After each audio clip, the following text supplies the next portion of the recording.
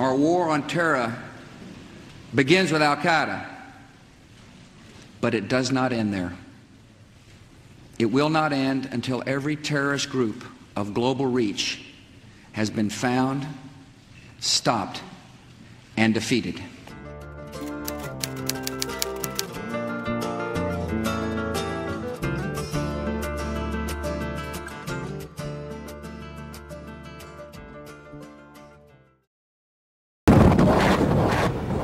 In Afghanistan, nearly 30 years of war had reduced the very foundations of progress to rubble.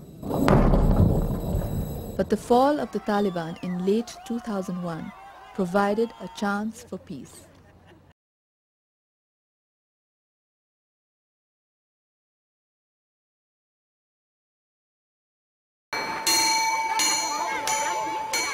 On March 23, 2002, schools across Afghanistan opened their doors to boys and girls alike. Enrollment was double the expectation, fueled by large-scale returns of refugees and the internally displaced. By the end of 2002, more than 3 million children were back in school, a third of them girls, and the numbers continue to rise.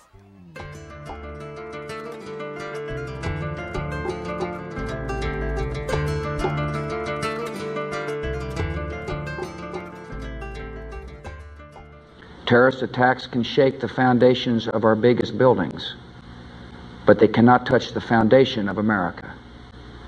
These acts shatter steel, but they cannot dent the steel of American resolve. America was targeted for attack because we're the brightest beacon for freedom and opportunity in the world, and no one will keep that light from shining.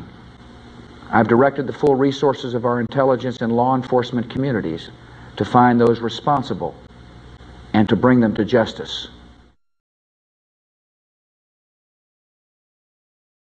What I heard when I was in Afghanistan in June from many U.S. officials was that if Karzai is reelected, that there would be some payback, that he would have to put in key government positions some of these warlords and drug kingpins that he had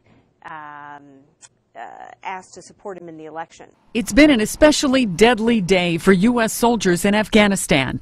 An attack on a remote U.S. base near the Pakistan border has left 9 American soldiers dead. Another 15 were wounded. The Taliban is now claiming responsibility for an attack that left 8 U.S. soldiers dead in Afghanistan.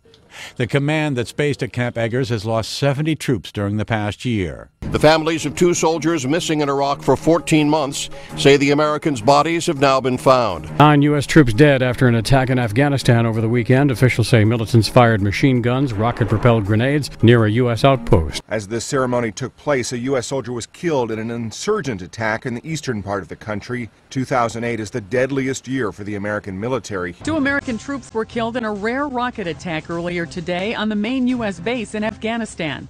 6 other Americans, including 2 civilians, were hurt. An attack on a military outpost in the volatile East that killed 9 U.S. forces Sunday has sharpened the focus on Afghanistan and what officials say are more complex, intense, and better coordinated attacks. The Taliban is now claiming responsibility for an attack that left 8 U.S. soldiers dead in Afghanistan. You heard them being shot at you, but you had no idea where they were. These weren't farmers with an AK out there. These were trained fighters who knew what they were doing. We were outnumbered and we were surrounded. We had RPGs being fired every couple seconds at us. Bombs were pinging off the turret, hitting off the doors. To me, that was the first time I had really seen death. I was scared, like everyone else was out there. One guy a minute was getting hit.